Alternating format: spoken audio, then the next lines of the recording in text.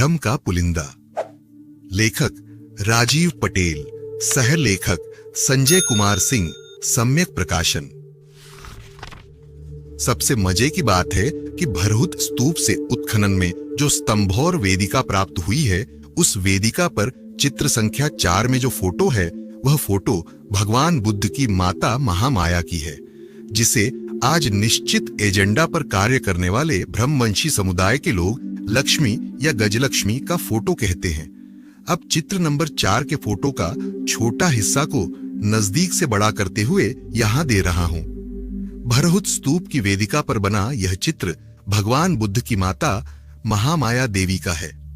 कितना आश्चर्य होता है कि भरहुत स्तूप की वेदिका पर एक ओर जहां गरुड़ स्तंभ लिए हुए शुंग वंश के शासक का नक्कासीयुक्त चित्र बना है, तो वहीं उस गरुड़ स्तंभ के ठीक बगल में भगवान बुद्ध की माता महामाया देवी का चित्र उकेरा हुआ मिलता है। आप इसी से अंदाजा लगा सकते हैं कि गरुड़ स्तंभ धारक शुंग वंश का शासक और भगवान बुद्ध की माता महामाया में कितनी नजदीकियां थीं। आज के ब्रह्मवंशी लोग इसी महामाया देवी के चित्र को दिखाकर लोगों को लक्ष्मी की मूर्ति बताते हुए उल्लू बनाते हैं,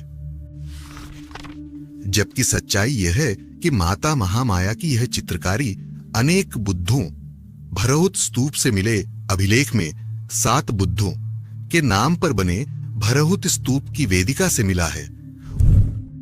उन 7 बुद्धों के नाम का लिखित अभिलेख का छाया चित्र आप इसी पुस्तक में देखे होंगे। उस अभिलेख में जो बुद्धों का नाम अंकित है वह इस प्रकार से है: भगवतो ककुसंदस बुद्धे, भगवतो कोनागमनस बुद्धे, भगवतो विपसिनो बोध, भगवतो कस्पस बुद्धे सिखी बुद्ध वेद सबु बुद्ध और भगवतो साक मुनिनो बोधो के नाम पर बनी भारत का विशाल भरहुत स्तूप की वेदिका पर कई जगह भगवान गौतम बुद्ध की माता महामाया के चित्र की चित्रकारी बनी है, जिस चित्रकारी में भगवान बुद्ध की माता कलश से निकले कमल फूल पर बैठी हुई है और इनके दोनों ओर उसी कलश से निकले कमल फूल पर विराजित हाथी अपने सूंड में पकड़े हुए कलश द्वारा माता महामाया के चित्र पर फूल की वर्षा कर रहा है।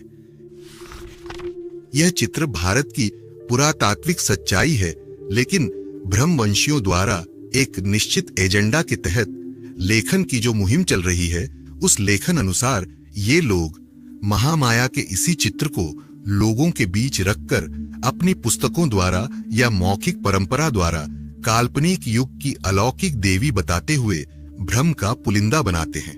जबकि महामाया की इस मूर्ति के अलावा इसी भरहुत स्तूप से 2 और मूर्तियां मिली हैं, जिसमें एक मूर्ति के ऊपर बम्ही लिपि द्वारा भगवतो ऊरंती लिखा है, तो वहीं दूसरी मूर्ति पर बम्ही लिपि द्वारा मोर गिरिम्हा थूप दासस दानम थभा लिखा हुआ है, जिसे चित्र में देख सकते हैं। दूसरी बात, भरहुत स्तूप की खुदाई से जो मूल स्तंभ मिला है, उस मूल स्तंभ पर बने चित्र संख्या 3 का करीब से लिया गया बड़ा फोटो यहां पर राजकीय चिन्ह गरुड़ स्तंभ के नाम से दिया गया है, जिसे चित्र संख्या 3 में देखें। इस गरुड़ स्तंभ में जो गरुड़ बना है, उस गरुड़ को आज के कलम कसाई लेखक ने काल्पनिक और अलौकिक पात्र का वाहन बना दिया है, जबकि इस काल्पनिक पात्र का कोई भी संबंध भरहुत स्तूप से जुड़ने का नहीं मिला है। फिर इस गरुड़ को किसी का वाहन बनाने का प्रयास ब्रह्मवंशी द्वारा भ्रम का पुलिंदा ही तो है। भरहुत स्तूप से शुंग वंश के राजा के हाथ में गरुड़ स्तंभ मिलने से इस बात की पुष्टि हो जाती है कि इस स्तंभ पर बना गरुड़ निशान शुंग वंश का राजकीय पहचान चिन्ह है। इसे किसी अन्य कहानियों से जोड़कर नहीं देखना चाहिए, क्योंकि राजवंश के समय सभी राजाओं का अपना अपना एक राज चिन्ह के रूप में निशान या ध्वज या दोनों होता था, जिस वजह से पुरातात्विक रूप से भरहुत स्तूप के स्तंभ पर शुंग वंश के राजा के हाथ में मिले गरुड़ स्तंभ की पुष्टि शुंग राजवंश का स्तंभ निशान के रूप में ही होती है। ऐसे इस गरुड़ स्तंभ और शुंग वंश से जुड़ने की पुष्टि दूसरी एक और घटना से भी होती है। बात ईसा पूर्व 140 से 130 वर्ष की है। भारत के पश्चिमी भूभाग कुरु जनपद, पंचाल जनपद, मत्स्य जनपद, गांधार जनपद, कंबोज जनपद और सूरसेन जनपद पर यवन शासक एंटिआल्कीडस की सत्ता थी, तो वहीं मध्य भारत पर शुंग वंश की सत्ता थी। यवन शासक की राजधानी तक्षशिला थी, तो शुंग वंश की राजधानी विदिशा थी। यवन शासक ने शुंग शासक से अपना राजनयिक संबंध बेहतर करने हेतु विदिशा में अपना एक दूत भेजा था, जिस दूत का नाम हेलियोडोरस है। हेलियोडोरस जब राजनयिक उद्देश्य से विदिशा में शुंग वंश के शासक से मिलने आया, तो उसने भी विदिशा क्षेत्र के बेसनगर स्थान पर एक स्तंभ का निर्माण किया था। आज इसी स्तंभ को ब्रह्मवंशी द्वारा खंभा वावा के नाम से प्रचारित करते हुए ब्रह्म का पुलिंदा बनाया जाता है, जबकि इस स्तंभ की सच्चाई कुछ और है। हेलियोडोरस द्वारा स्थापित इस स्तंभ के ऊपरी भाग पर गरुड़ का निर्माण करवाया गया था और साथ ही इस स्तंभ पर यवन राजनयिक ने विदिशा के शासक के साथ हुई वार्तालाप का लेख भी अंकित करवाया था। यह लेख बम्ही लिपि में लिखा गया था। आज इस लेख को कोई भी देख सकता है और जिसको बम्ही लिपि पढ़नी आती है तो वह पढ़ भी सकता है, लेकिन अगर किसी को बम्ही लिपि पढ़नी नहीं आती है तो उसका हिंदी अनुवाद नागरी लिपि में कर रहा हूं, उसे पढ़ सकता है। सबसे बड़े मजे की बात है कि इस लेख पर किसी भी काल्पनिक और अलौकिक पात्रों का वर्णन नहीं है। यह शुद्ध रूप से पश्चिमी भारत के यूनानी राजा एंटिआल्कीडस लगभग 140 से 130 ईसा पूर्व का दूत हेलियोडोरस और 5वें शुंग वंश का शासक राजा काशीपुत भागभद्र के राज्यकाल के 14वें वर्ष में तक्षशिला से आने का और उन दोनों के बीच का राजनयिक वार्तालाप का लेख मात्र है,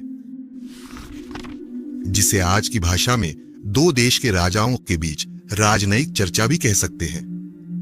विदिशा में हेलियोडोरस ने जो गरुड़ स्तंभ लगाया था, उस पर बम्ही लिपि का लेख बम्ही लिपि पाली भाषा नोट बम्ही लिपि के कुछ वर्णों का संयुक्त फांट उपलब्ध नहीं रहने के कारण संयुक्त शब्द का समुचित लेखन नहीं कर पाया। उसके लिए क्षमा प्रार्थी हूं। नागरी लिपि पाली भाषा देव देवस वासुदेवस गरुड़ ध्वजे अयंकारितो या हेलियोदेरेण भागवतेन दियसे पुत्रेण तक्षशिलाकेन योन्दतेन अगतेन महाराजस अंतलिकित्स रूपंता संकासम रजोकासी पुत्रस भागभद्रस तातारस वसेन चतुदसेन राजन वधमानस ऋणि अमुत्पादानी इमेसु अनुथितिनि नेयंती स्वगम दम चाग अप्रमाद।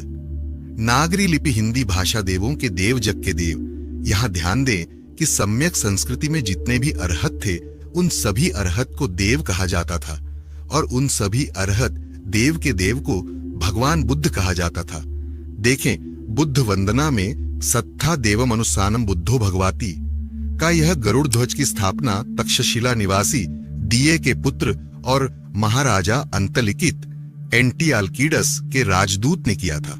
ये विदिशा में काशी पुत्र भागभद्र के समीप 14वें वर्ष के राज्यकाल में विदिशा आए थे। अब यहां एक बात का ध्यान दें कि ब्रह्मवंशी लोग जो एक निश्चित एजेंडा के तहत लेखन करते हुए भ्रम का पुलिंदा बनाते हैं, वे सभी लोग लिखते हैं कि हेलियोडोरस यवन होने के बावजूद भी भागवत धर्म का अनुयायी था, जिस वजह से उसे महाभारत और वैष्णव मत का काफी ज्ञान था। कलम कसाईयों की इस सोच पर तरस आता है। आज तक एक भी जातकाल के भारतीय शासक को ब्राह्मणी मतों के कलम कसाई लेखक लोग अपना अनुयायी नहीं बता सके या पुरातात्विक रूप से उन शासकों का कोई लिखित प्रमाण नहीं दिखा सके, तो लगे गैर भारतीय शासक से अपने गपोड़ पूर्वज के मत को जोड़ने और उनको अपना अनुयायी बनाने।